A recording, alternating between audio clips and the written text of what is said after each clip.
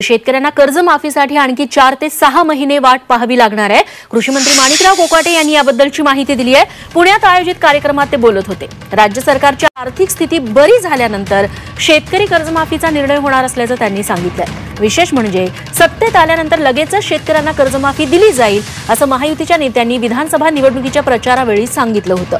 मात्र आता सत्तेत आल्यानंतर शेतकरी कर्जमाफीसाठी आणखी 4 ते 6 महिने थांबावं लागणार असल्याचं कृषी मंत्र्यांनी सांगितलंय। त्यामुळे यातून आता राजकारण रंगण्याची शक्यता आहे। कर्जमाफी हा विषय सहकार विभागामध्ये येतो। सहकार विभागामार्फत त्या याद्या मागवल्या जातात। आमच्या कृषी खात्याकडे नाही येते काम, पण तरी सुद्धा माननीय मुख्यमंत्री आणि उपमुख्यमंत्री त्यावर निर्णय घेणार आहेत। माहिती मागवण्याचं काम सुरू आहे आणि जेव्हा व्यवस्थितपणे बजेटमध्ये किंवा आर्थिक परिस्थिती जेव्हा राज्याची व्यवस्थितपणे होईल तेवढं 4-6 महिन्यामध्ये ते निर्णय घेतील। तेव्हा महाराष्ट्रातील शेतकऱ्यांना कर्जमाफी मिळण्यासाठी अजून 4 ते 6 महिन्यांचा वेळ लागणार आहे। सरकारी तिजोरीत तेवढा पैसा नाही, त्याची व्यवस्था झाल्यानंतर ही कर्जमाफी केली जाईल असं सरकारकडून सांगण्यात आलंय। कर्जमाफी कशी करता येईल या संदर्भात सविस्तर चर्चा आज अद्याप आमची झालेली नाहीये।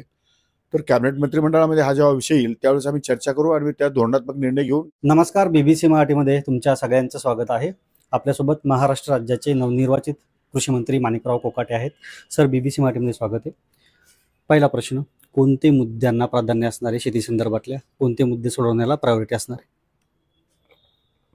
सध्या शेती हा विषय असा आहे की काही मुद्दे घेऊन काम करणं यामध्ये शक्य होत नाही। दिवसागणिक प्रश्न उपस्थित होतात आणि त्याची उत्तरं शोधावी लागतात। कधी वातावरण बदलेल, कधी भाव पडतील, कधी भाव वर येतील। त्यामुळे कृषी क्षेत्र हे तसं खूप सेन्सिटिव्ह आहे, अलर्ट आहे।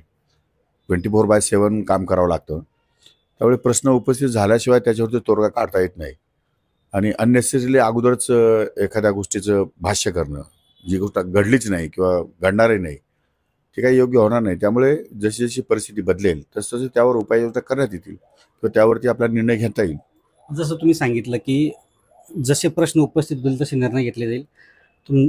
तुमच्या भागात फिरतोय मी नाशिकमध्ये 2 दिवसांपासून, तर एक मेजर प्रश्न जो आहे ज्याच्या संदर्भात तुम्ही बैठक पण घेतली तो आहे कांद्याच्या दराचा। 60 रुपयांवरनं ते आलेत 12 ते 15च्या दरम्यान। त्यामुळे अशी मागणी केली जाते की जे निर्यात शुल्क 40वरनं 20वर आणलं ते आता 0वर आणा। काय पाऊल उचललं? नाही, ती गोष्ट खरी आहे। तो विषय नागपूरच्या विधानसभेमध्ये पण उपस्थित केलेला आहे अनेक सन्माननीय सदस्यांची। त्या संदर्भामध्ये राज्याचे मुख्यमंत्री देवेंद्रजी फडणवीस आणि उपमुख्यमंत्री अजितदादा पवार व एकनाथ शिंदे साहेब या दोघा-तिघांनीही तो विषय केंद्र सरकारसमोर मांडलेला आहे। मी आता कृषी मंत्र्याचा अजून चार्ज घेतलेला नाही, उद्या परवा चार्ज घेईन। त्यांच्याशी पण बोलून आणि त्यामध्ये काय आपल्याला करता येण्यासारखं आहे, कृषीमधले दर कसा कमी करता येईल, पर्सेंटेज कसं कमी करता येईल, त्या संदर्भात आमचे प्रयत्न सुरू आहे आणि त्याला काही अंशी आपल्याला यश आल्याशिवाय राहणार नाही असं माझं मत आहे।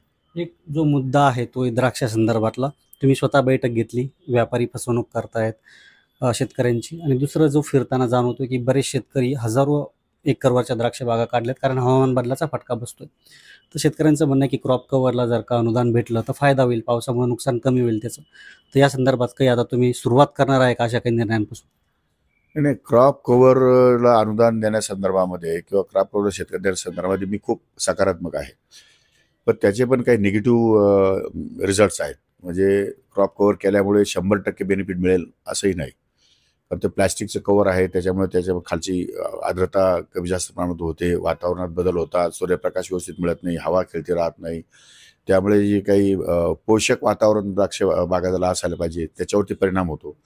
त्यामुळे ते त्या संदर्भातलं टेक्निक जे स्पेनमध्ये आहे त्या टेक्निकच्या संदर्भामध्ये एकदा माहिती येऊन मला करावं लागेल। कारण ते कसं आहे की 5 मिनिटामध्ये वातावरण क्लिअर झालं की ते 5 मिनिटामध्ये क्रॉप कव्हर बाजूला झालं पाहिजे आणि 5 मिनिटामध्ये ते क्रॉप कव्हर वरतून आच्छादन झालं पाहिजे, अशी माझी धारणा आहे। पण तशा प्रकारचं टेक्निक अद्याप या ठिकाणी महाराष्ट्रामध्ये भारतामध्ये दिसत नाही। पण त्या संदर्भात सर्वे करून किंवा काही ठिकाणी व्हिजिट करून किंवा वेगळ्या देशामध्ये जाऊन सुद्धा आपल्याला ती टेक्निक इकडे आणता येईल हा विचार माझ्या मनामध्ये आहे। आणि दुसरी गोष्ट, ते महाग पण आहे, जरा कॉस्टली आहे, पण काही अनुदान शेतकरी, काही शेतकऱ्यांचं या ठिकाणी योगदान, काही सरकारचं अनुदान अशा माध्यमातून हा प्रकार राबवता येईल की नाही या संदर्भात मी लवकरात लवकर निर्णय घेणार आहे, कारण या संदर्भात चर्चा आमची द्राक्ष बागायतदार संघाबरोबर झालेली आहे. विधिमंडळ अधिवेशनात एक चर्चा झाली, कृषी विभागातला एक मुद्दा सगळ्यात जास्त चर्चा होता आणि तो सत्ताधारी आमदारांनीच उपस्थित केला, पीक विम्यात जो घोटाळा झाला त्याचा. काय विचार असणार ज्यावेळेस पदभार तुम्ही अधिकार ग्रहण कराल त्यावेळेस या संदर्भात या मुद्द्याला कसं पुढे घेऊन जाणार? नाही, या संदर्भामध्ये मुद्दा उपस्थित झालेला ही गोष्ट खरी आहे, तर त्या संदर्भातली माहिती अजून घेण्यात येईल.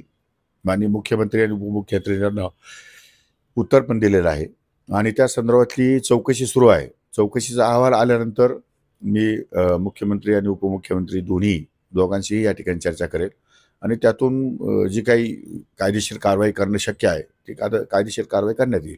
आणि शेतकऱ्यांना अशी अपेक्षा आहे की जी आश्वासनं महायुतीनं दिली, कर्जमाफी आणि हमी भाव, सोयाबीन आणि कापसाचे भाव जर कमी पडलेत भावांतरामार्फत खरेदी केली जाईल आणि मग हमी भावापर्यंत ते दिली जातील.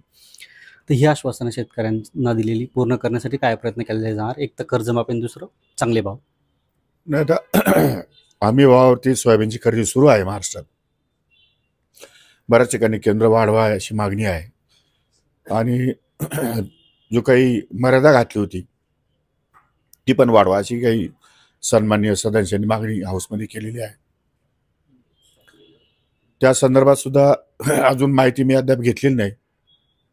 माहिती घेऊन त्या संदर्भात केंद्र कसे वाढवता येतील आणि राज्य सरकारकडे माननीय मुख्यमंत्र्यांकडे चर्चा करून त्याच्यावरती निर्णय दोन्ही उपमुख्यमंत्री आणि उपमुख्यमंत्री यांच्यासमोर कॅबिनेटमध्ये चर्चा करण्यात येईल आणि कॅबिनेट झाल्यानंतर त्या संदर्भात धोरण जाहीर करू. कर्जमाफीच्या संदर्भातले मुद्दे बऱ्याच शेतकऱ्यांची मागणी आहे, परंतु कर्जमाफी कशी करता येईल या संदर्भात सविस्तर चर्चा अद्याप आमची झालेली नाहीये. तर कॅबिनेट मंत्रिमंडळामध्ये हा जेव्हा विषय येईल त्यावेळेस आम्ही चर्चा करू आणि त्या धोरणात्मक निर्णय घेऊन जाहीर करू. तोपर्यंत मला त्यावर एकट्याला काही भाष्य करणं योग्य होणार नाही. तुमच्या जिल्ह्यातले नेते छगन भुजबळ ते नाराज आहेत त्यांना मंत्रिपद न भेटल्यामुळं आणि त्यांनी असं सांगितलंय की आता ओबीसींची आम्ही एकजूट करू आणि तसा निर्धार व्यक्त केलाय. तुमचं काय मत याच्यावर? त्या संदर्भात वरिष्ठ पातळीवरील नेते निर्णय घेत आहेत, त्यांची चर्चा सुरू आहे. लवकरात लवकर याच्यातून तोडगा निघेल, मार्ग निघेल आणि सर्व